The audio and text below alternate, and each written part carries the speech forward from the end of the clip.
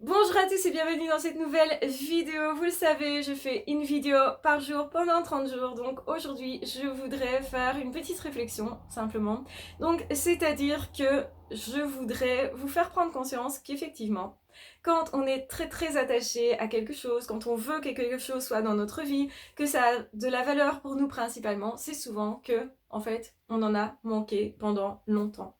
Donc souvent, on comprendra que plus tard quel sens ça a d'avoir été frustré, de ne pas avoir su avoir un travail épanouissant, un couple épanouissant, des amis, de ne pas avoir su être peut-être dans un environnement qui nous épanouissait.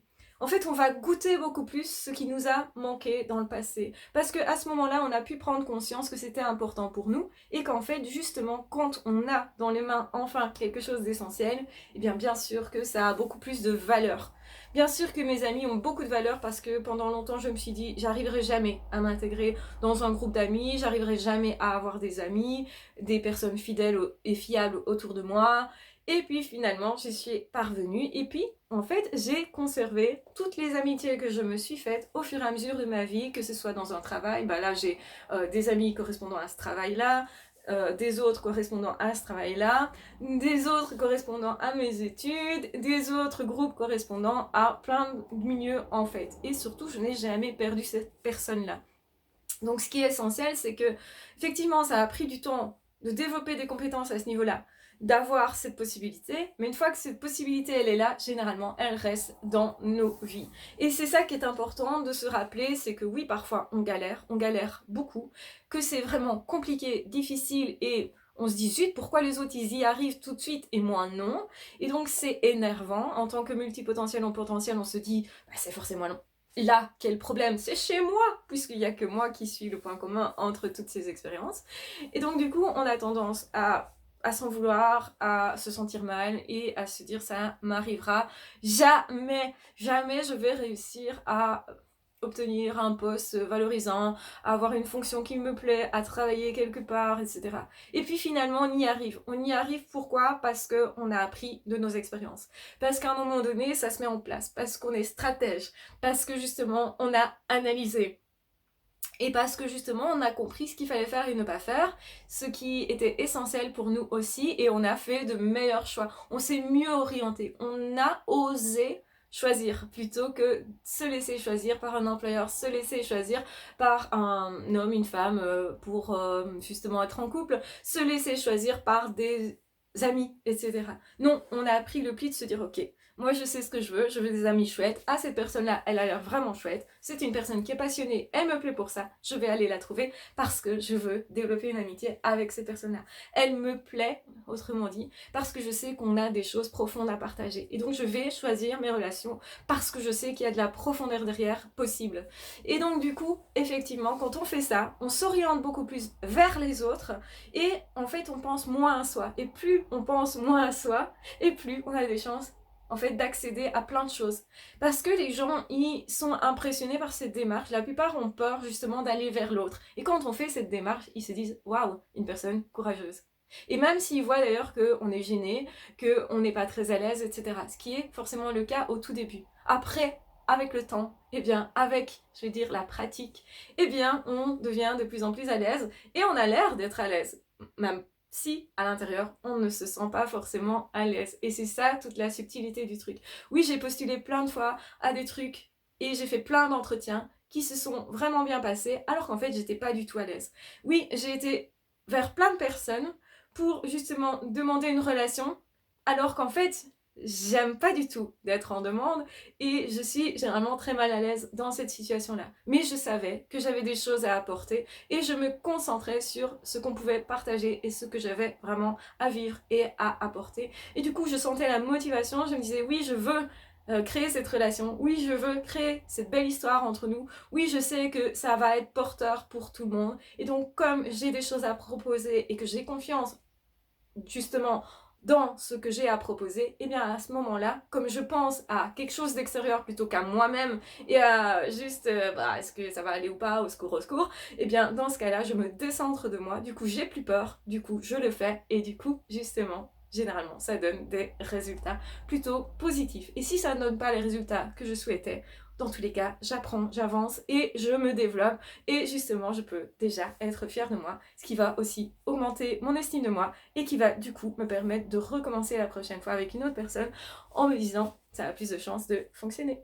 Voilà, j'espère que cette vidéo vous aura vraiment intéressé, qu'elle sera pour vous une base pour vous construire, pour vous dire ok, je me sens nulle, je me sens minable, je me sens pas à la hauteur, mais ça arrive à plein de monde. Ça arrive aussi à Catherine, elle a galéré aussi dans plein de domaines. J'ai pas d'amis, c'est rien, je peux un jour en avoir. J'ai pas d'amour, c'est rien, je peux un jour en avoir. Et peu importe l'âge aussi, se dire oui, je pars de loin peut-être, mais plus je pars de loin, plus justement je me suis gamulée souvent, et plus justement j'aurai envie de, et plus justement je vais goûter quand ça va vraiment se produire. Alors attention évidemment de ne pas s'accrocher désespérément aux gens, hein, parce que effectivement le souci avec ça, ça pourrait être j'ai pas eu d'amis dans le passé, j'en ai quelques-uns, je vais m'accrocher, je vais les appeler tous les jours, et finalement je vais les saouler. Ça c'est de la dépendance affective, ça veut dire que vous n'aurez pas confiance en vous, que vous n'êtes pas sûr finalement que les autres, c'est à leur avantage aussi d'être en contact avec vous. Quand vous êtes sûr que les autres, c'est à leur avantage, vous ne vous tracassez pas.